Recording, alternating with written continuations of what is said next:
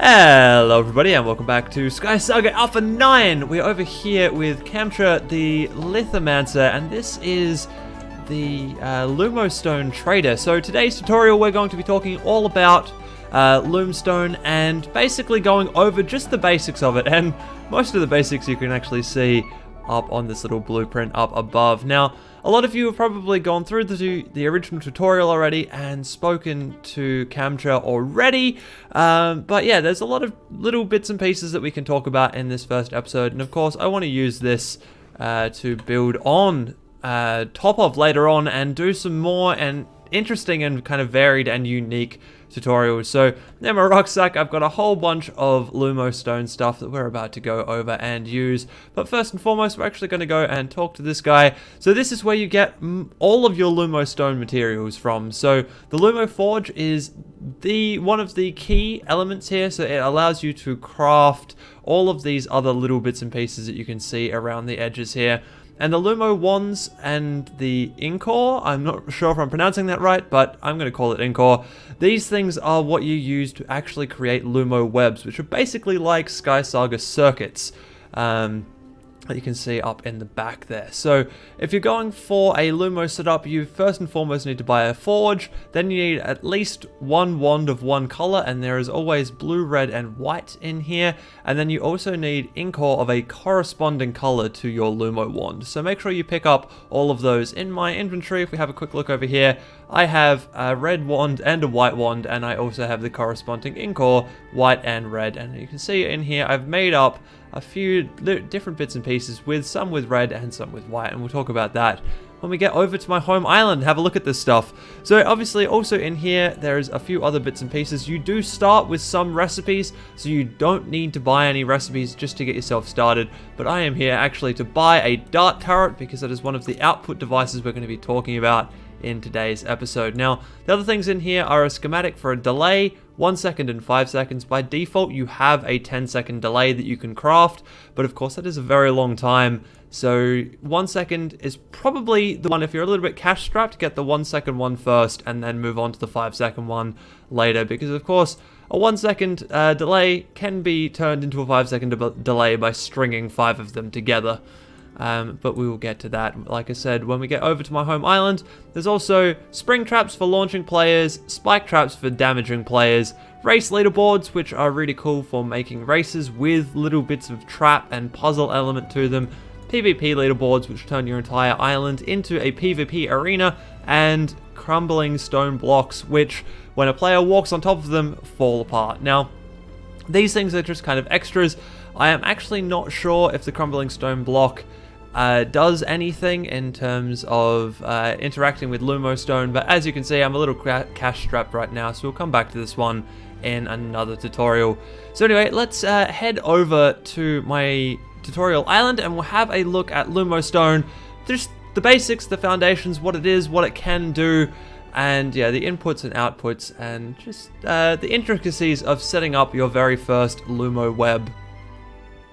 So here we are on my home island. Now, LumoStone, as I mentioned before, LumoStone is basically just circuitry. It's essentially just creating a circuit from an input to an output to perform some form of action. Now, currently in the game we have the input of a pressure plate, which you stand on and it creates a Lumo signal. We have the Lumo door, which when it gets a signal it disappears, opening up the space to walk through. We have a turret, which when it has no signal will automatically fire at whatever is nearby, which is me right now. These bullets are slow, but they do a lot of damage, and as you can see, as they get hit, it does quite a lot of damage, although it would take two or three good shots to kill a player. And we've also got normal doors. Now, normal doors can also be hooked up to Lumo wire and opened and closed using their signals. Now, the final thing that we have is the bits that go in between those inputs and outputs. Now, these are called logic gates. So we've got a NOT gate, an AND gate, and a delay. Now, we'll talk about these in detail in just a second, but for the moment, I want to quickly show you how the wands work and what the colors mean and what they actually are for, really. So, I showed you before in here, I've got a whole bunch of different Lumo stuff. On the ground there is a white pressure plate. You can't tell that right now because it's not activated, but it is a white pressure plate. I've hooked it up with the red wire, so you can hook up any colored Lumo device with any Lumo wand, and what happens is you create a web of that color. So the actual color of the stone and the ink ore that you put in doesn't really matter. Personally, I try and stick to white ink ore in a device and white web attached to it, but that's just me, and this example was set up to show you that you can do this differently if you want to. Now, the very, very simple case, obviously, for all of this type of stuff is a pressure plate that you stand on. When you stand on it, the door opens, and the door opens. So this, of course, over here is the Lumo door. I'm just going to take my wands away so we can't see the circuitry. So yeah, we had the Lumo door over here and the regular door over there. And when I step back off the pressure plate, you can see both of them arrive back in the world again. So yeah, that is a very simple little system. Now, of course, it's not very user-friendly or even all that useful, because the minute I step off this plate, these things come back. Now, of course, because this pressure plate is close enough to this door, I can basically just walk straight on through, and that's not a problem. But if you wanted it to actually be a little bit more usable, you need to put delays in there. You need to make it stay open for longer, and that is where these guys come in. So obviously right now we're talking about the actual Lumo delays. So there are, as I said before, 10 second, 1 second, and 5 second delays. Now, I don't have a 5 second delay in my hand right now, but we do have a 10 second and a 1 second. So if I throw down my 10 second, we can talk about how these things work and what they look like. So here you go. As you can see, we've now got a 10 second delay set up. I'm going to pull my wands out. To connect things together, all you need to do is simply click with the hand that has the wand onto a device that is going to send the signal, and then click to its target, and when that all works, you should see that those things connect up. So here we go, we've got a white connection line going from the pressure plate to the 10 second delay, and then we're going to take, once again, so this has got an output to it, so we can click on it to create a Lumo line, and then we're going to click it out towards the door. Now, this door is now being doubly powered. It's got the direct line, and it's also got the through the 10 second delay line. So we don't really need this direct line, because the 10 second delay will, oh, and I forgot about my little firing device over here. So the 10 second delay will power this instantly, so we can actually get rid of this direct connection. And to do that, all we need to do is, it's obviously a red one, so we wait until it's attracted to the red Lumo wand, we click it, and that will break the connection and bring the connection to the Lumo wand, and then we just click out into empty space, and that connection will disappear pretty quickly, pretty easily. And now when we step on this plate here, you'll see we power the door, and when we depower it, that door is going to stay open for 10 seconds more after we've depowered it. So this is a nice little circuit. It's probably a good one to start off with. Just have a little delay there, and then your door comes back together. Now, this little guy over here, the firing device, as I mentioned before, it's currently on automatic mode, but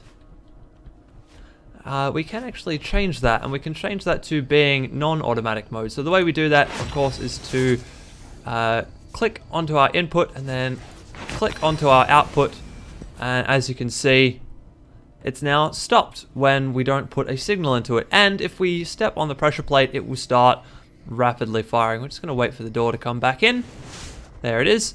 Now if we stand on this plate, you'll see that everything gets powered up, both doors open, and our turret is firing away rapidly for us, which is brilliant. So there you go. So that's the basics of the inputs, the outputs, and the delays. The delays pass a signal instantly and then take time to turn that delay off. Now, there is, of course, a case where you'd want to do this in reverse. So say you're making a puzzle and you want it to be that you hook up two doors at the same time, and when somebody steps on a pressure plate and opens one door, it closes the other door for a certain amount of time. So what we're going to do this one is we're actually going to put down a 1 second delay. I'm going to put our 1 second delay over here. My wiring is a little bit messy for this tutorial, but this, of course, is just a demonstration. Now, the other thing we're going to put down is a NOT gate. Now, what a NOT gate does, it takes a signal and swaps it. So if you feed a NOT gate no signal at all, it outputs a signal, and if you feed a NOT gate a signal, it stops outputting the signal. So the way we show this is if I get my wiring the wands out again, we'll do this one in red. So go from the pressure plate out to the 1 second delay, and then from the 1 second delay, we're going to go all the way out over here to the NOT gate, and from the NOT gate, we're going to go all the way across to the door.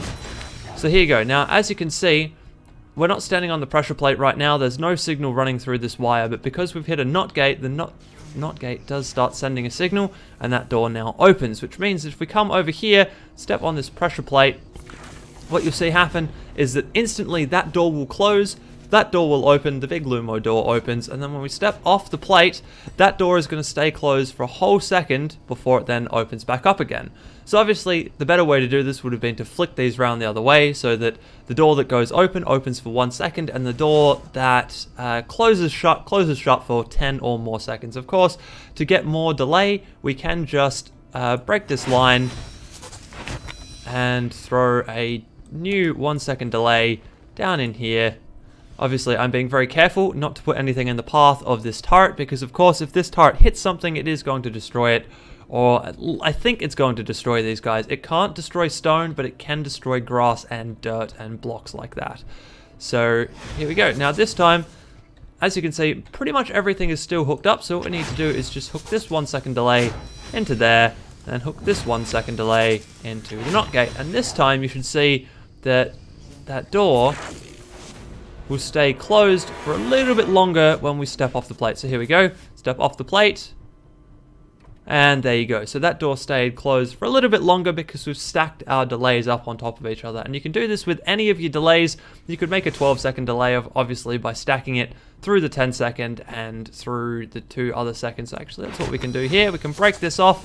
Once again, just clicking on that link and dropping it over there. All we need to do is we can click into this guy and feed his signal over into this delay. Now what this is going to do is it means that this pressure plate powers this 10-second delay, which powers the door, and then this delay, and then that delay, and then the NOT gate. So now if we step onto here, you should see this guy opens, that guy closes, and now what we'll see is this whole thing has to count down first. So this is going to be 10 seconds of delay here, and that's going to hold one door open and one door closed for that entire amount of time. And then there's going to be 2 seconds of delay here, and then that door is going to open. So there you go. That's just a quick and easy puzzle making type circuit where when you step on something, you kind of get locked into a room for another 30 seconds or whatever. If you so choose to have your puzzle making setups like that. Now, obviously we've done 2 of the 3 type of LumoStone devices. The final LumoStone device right here is the AND gate. Now the AND gate is a little bit special. The AND gate takes 2 signal inputs and turns on an output. So basically when you put a signal into this thing, it's a little bit different. So we're going to take off the NOT gate and put it into the AND gate. Now as you can see, it's got 2 inputs, A and B. So we're going to attach it to A this time. And then we're also going to put down a second pressure plate over here, and we're going to hook this up to the same AND gate once again just by clicking and clicking. Now this is important. We've already attached something to A, so we don't want to attach anything else to A. We want to attach down to B so that these 2 things will happen separately. Now what you'll see here is that when the NOT gate is on and this pressure plate is stood on, you get an output from this AND gate. So what we're going to do is we're going to hook this AND gate up to our turret device. There we go, and this is getting quite messy in under here, but as you can see, these things don't interfere with each other at all. Obviously they're going to jump around a little bit because I'm carrying a Lumo wand, but they don't interfere with each other at all, and none of them are given any priority over the others. So color is purely a personal preference. I like the white and the red, so that's what we've done here. Now what you can see at the moment is this AND gate, this NOT gate is currently outputting a signal, and it's outputting a signal to our AND gate. So that means when we step on here, we should see a signal output from over there, and that's going to start firing off that turret. Now, what we can do here is I'm going to quickly go over here and break the link to the turret, and then we're going to stand on this plate, and the door is going to close, and then we stand on this end gate, on this turret pressure plate, and you can see nothing is going to happen until such time as all of these delays have run through. This whole 12-second delay, because once those delays have run through, here we go, that door opens, and then we get the firing happening once again. So yeah, there you go. That is what an end gate does. These gates are relatively simple.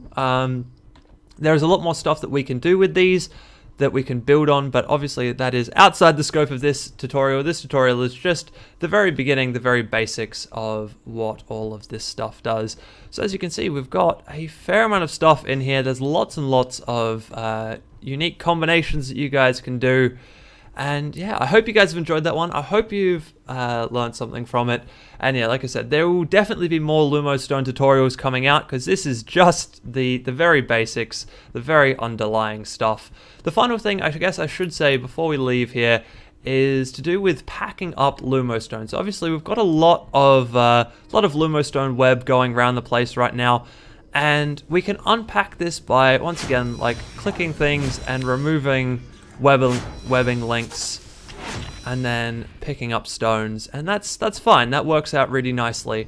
The problems start to happen when you decide to pick up something that has got connections to it. So if we pick up this guy who's still got connections, you'll see that these two devices are still connected to that little gate that we had. Now, as you can see from my hotbar, that gate isn't on my hotbar, but it's in my hands. And the way that's being done is through the profile. So the profile is brand new. It's something that I need to talk about in a future tutorial. But it has its own little hand slot in here, which is useful for things like this, where you can pick something up and place it back down without having to put it through your hotbar. The only problem is that in this case, the Lumo links don't break.